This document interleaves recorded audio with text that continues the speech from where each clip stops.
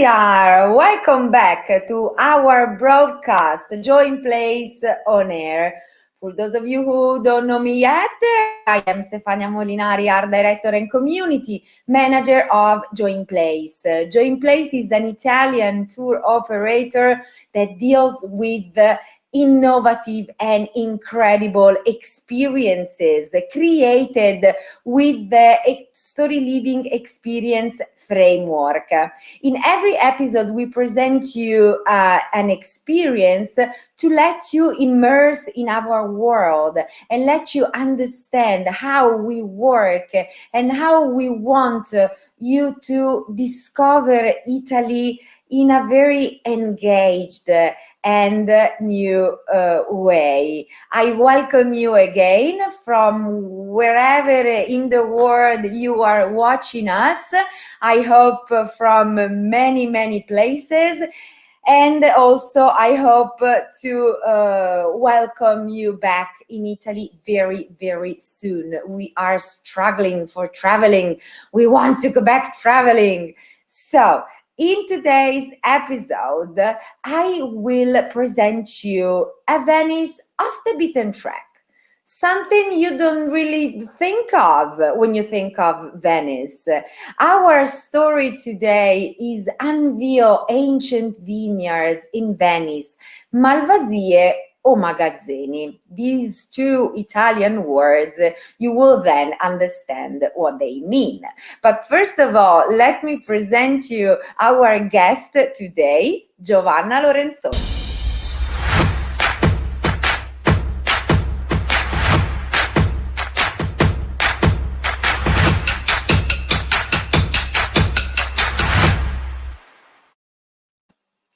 Hi everybody, I'm Giovanna. Hi. Ciao Giovanna. Ciao. And I'm a tourist guide in Venice. I've been a tourist guide for at least, I think already 15 years. So, but recently, I've met Stefania and JoynPlayce, and this new way to show and to live together with our guests now in Venice, a new way to live the city. And I love art and history, and I'm also passionate of our food and wine tradition. So mixing together the two things, I think is really can be a new discovery also for people coming to Venice and for people who want anyway to leave Venice. Actually, I'm not the creator of this tour. I speak French and English. That's why I am here, because I will be the guide for this tour for English people, English-speaking people. But the creator, I have to say that, because you will see her in the photos, and it's my friend and colleague, Giusy. Giusy, I think Giusy is here with us. Let me see if she can join us here in the show. I'm here, but I don't know if you see me now. I'm Giuseppina. No, we don't see you, but we hear you. So, Giuseppina, go ahead and tell us something about you. Who is the real creator of this story living experience about vineyards in Venice? Sì, I'm Giusy De Vecchi. Giovanna tell me to participate of this project in English. I'm a touristic guide, but I speak French and Spanish, especially Spanish. And I'm passionate about history and Venetian history and food and wine tradition. That's it, the reason that I'm here now. So, So as she just said, Giuseppina is the creator of the story. She has been sì. trained to be an experiential travel operator as Giovanna is. Giovanna has a wonderful story in Treviso. Please go to our website and check it out because the famous Game of Thrones is involved, but in Treviso, which is an Italian city. So go and Yes. also check Giovanna Lorenzon's story. Here's Giuseppina. Oh, great. So you can see her. There she is. Ciao, Giuseppina. Thank you for the creation of this incredible story. Why do I call this experience story? Well, that's because all our experiences, they have a plot. And our tourists, they are the protagonist with a mission to accomplish. So, Giovanna, in this story, what is the mission to be accomplished? So the mission for the participants of this tour is to document what has left in Venice of the old wine trade, because that's the beginning. It's the meeting point for everybody. We are right close to Rialto Bridge, that probably most people knows, at least from photos, no, of Venice, because Rialto is the real heart, together with St. Mark, of Venice, but also it was the heart of the mercantile city in the past centuries. And so nearby there is this campo, this square, and we are meeting there. The mission is to start from there, to survive, that is to walk through the Rialto quarter in search of details of some small doors, reliefs, emblems, something which normally we don't see there while we are walking simply through Rialto and watching to shop windows, no? And here you see Giusy or Ami, no? We are a historian specialized in wine history, trade in Venice. And so we found out some new documents, something new, and also in some ways something really important about this trade. So Venice is also and was the center of wine trade for all Europe in the past century. That's the beginning. So Giuse, is calling her colleagues, my colleagues, there to document, because these other experts or scholars from all over the world are also expert in social media, and so they can publish in the internet, in the web, in other social media, this new discovery. What I ask them is to document with videos or photos what we can find during our walk through Rialto, but also we will see through other places in Venice. And at the end, we will post everything, no, as a new report in the web. That's the mission.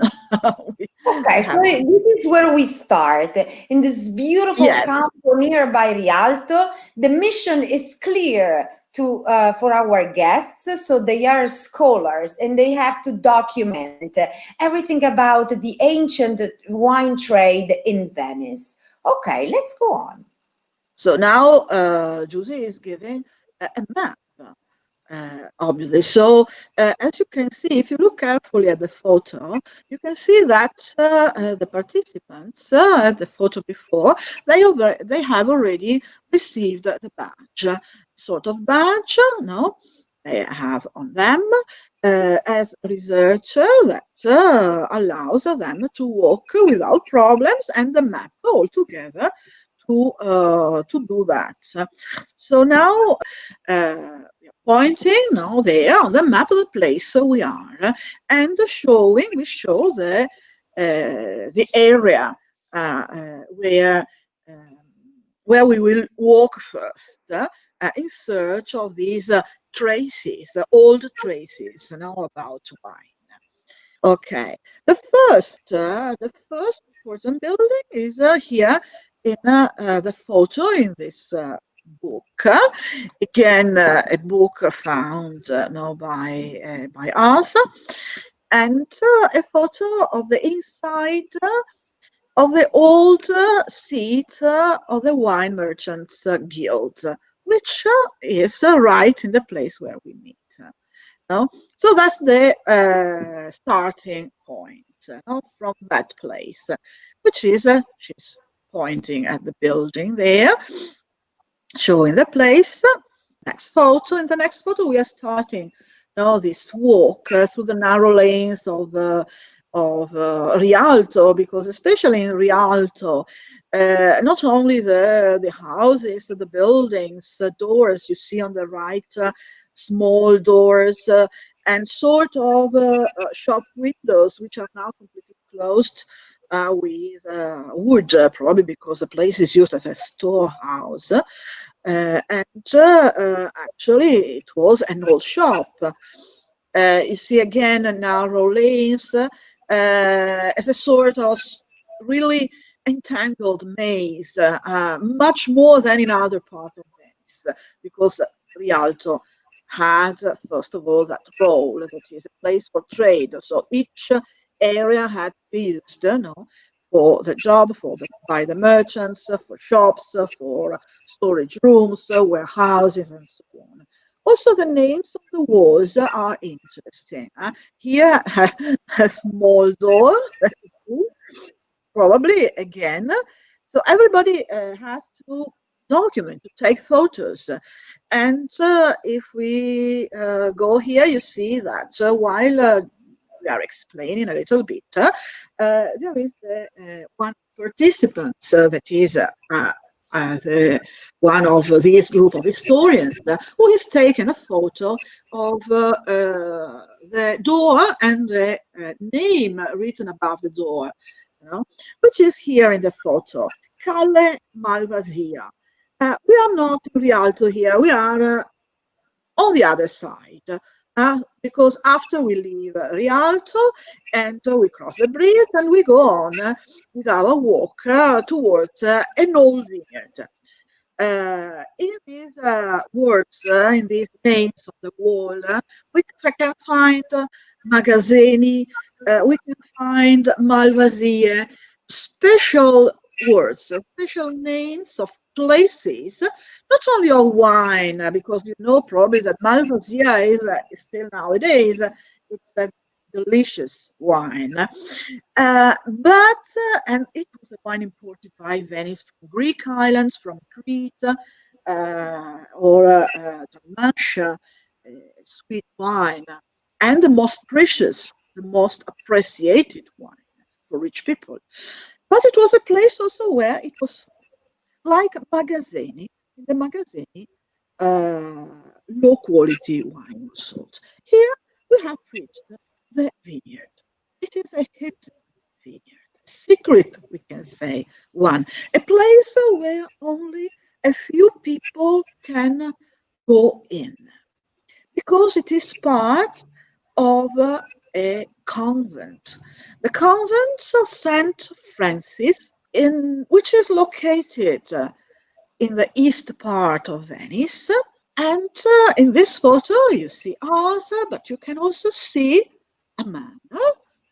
That is Father Rino Sgarbossa, who has welcomed us here in this vineyard, and where the Roldego is produced nowadays.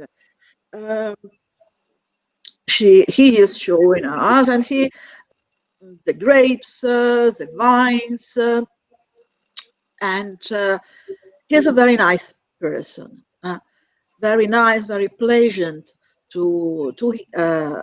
very kind also to us. We have to interview him. So not only the photos of places, but also the interview of people who deal in some way with wine also nowadays, because in this convent, thanks to the existence of the small vineyards, again, there is a very small production of wine, which is normally used by the friars or sold for charity. And it is a hidden place. And then there is another treasure. You know that in each monastery or convent, there is normally a library. And also in San Francisco della Vigna, the name of the place is interesting because of the vineyards. That's why the existence of a vineyard there is so old, a lot of centuries. But there is also an interesting and important library which preserve old codes and manuscripts. And the historians can have the idea to find maybe the Mariegola of these merchants' guilds. But traces of the existence of vineyards, of vines, are everywhere. Now we are near a restaurant, which is not really very far from San Francisco della Vigna, from this convent. And you see the pergola. That was a usual way to have shadow, not only in the calle, that is in the open public space here outside a restaurant, but also in the private gardens. And then there are again other small vineyards, as you can see from this photo, scattered around the town. Maybe these vineyards remain a little bit secret and hidden because they are in convents or in private gardens, maybe one, two plants, no vines, not a lot. But all this is evidence of this trade and also of this wine production also in town. We are back here in Rialto because you know Rialto, but we are along this quay, along this side of the Grand Canal, which has a special name, which is Riva del Vino.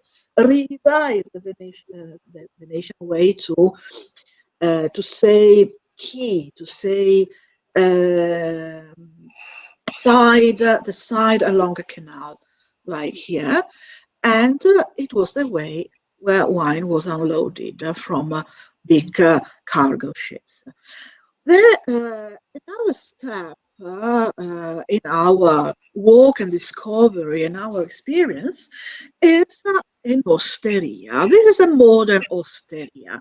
The osteria is difficult to translate it in English. It's a place where here it is also possible to buy it, for example, and the place is run by this pleasant lady, kind, and she has welcomed us in her place and for a wine tasting. For a wine tasting of a locally produced wine. There are also islands in the laguna where wine is still produced nowadays. And it is possible to find it in this Venetian osteria or Baccaro. She is a sommelier, Maria Cristina. So not only we are drinking, just simply drinking it, but we will learn also how to taste wine, how to enjoy the perfumes, the aromas and the savors of a wine. How to swirl, the goblets so that we can inhalate, the all this bouquet and rich perfumes, of wine. So that can be, it's not really a boring lesson, but a very nice and lesson to enjoy, first of all, to enjoy. And then if someone can buy also something. But anyway, see, we are all happy here. We are all happy. And then the next and the last step is again a baccaro.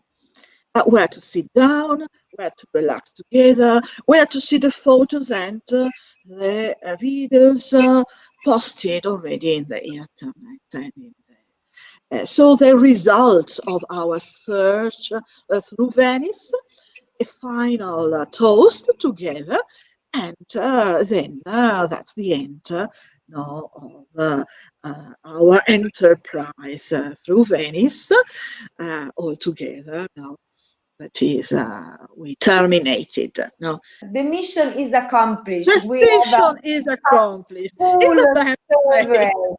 So our Yes, guests who have become scholars, they really now yes, know a lot of things of yes, a, I would say, of a kind of unconventional Venice, because I yes, I do really like wine. I live in Tuscany, so I'm used to very good wines, but I had no clue at all about these vineyards. I mean, in the Laguna, that was amazing, and that was amazing and surprising. the picture Yes, inside the convent. I mean, you see the walls of the convent and the vineyard inside. It gives inside. you such a sense of intimate, hidden, secret Yes, place. It's amazing, really. yes, Very, yes. very nice, very Yes, nice. very unconventional, a new way to see Venice. Actually, maybe sometimes Venice, we think of this city uh, above all because of over tourism, too many people sometimes, and but I agree with you. That is unconventional also in a place where normally is really crowded with tourists. And but anyway, it is possible to live also the most touristic places like Rialto in a new way. And then what is normally not seen by regular people coming here, regular, Yes. that And is usual also, people, and yes, also coming here. kind of exclusive also, because Exclusive, yes. not everybody can enter the No, library and not the at all. In vineyard. the library and even in the vineyard, because it isn't open to everybody. That is, if a person goes there, he can visit the church, the cloister, but because these are the parts open to everybody. But that is a part which is normally closed to people. So we have to ask not to go there. And I know that Father Rino is also very happy to see us, and really he is able to welcome us in a very warm way. And not only in this experience, but I would like to underline that one of our features is to give us something which is exclusive, just for you, something special that you would not be able to live, normally as a tourist, not only in this story, but also in other stories. We also have a video, which is very amazing video.